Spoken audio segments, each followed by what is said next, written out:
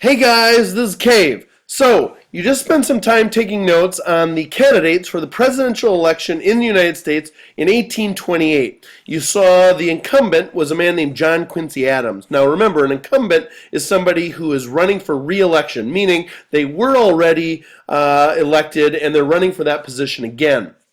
Now, the challenger was a man named Andrew Jackson. If you remember in class, we talked about him just a little bit. He was a war hero in the War of 1812. That's when Great Britain tried to prove it real. Anyway, as you noticed, John Quincy Adams is very, very, very much unliked and disliked by most Americans. So the big question, or I hope you were answering or asking this question to yourself, how did John Quincy Adams win the election before in 1824 if so very few people in the United States actually liked him? Well, here's the answer.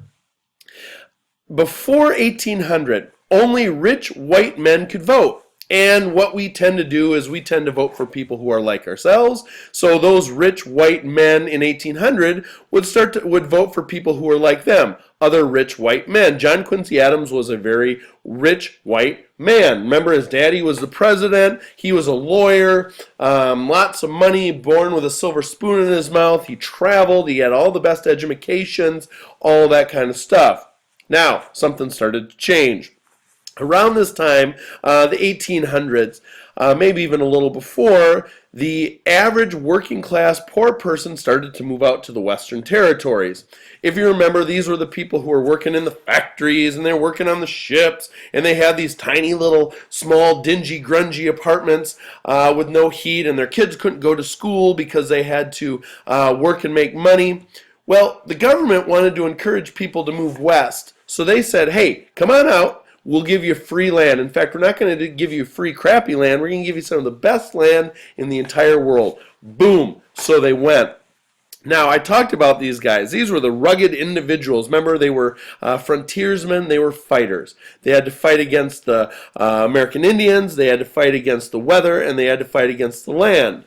And what happened is these territories started getting us more and more people, and then they could become a state.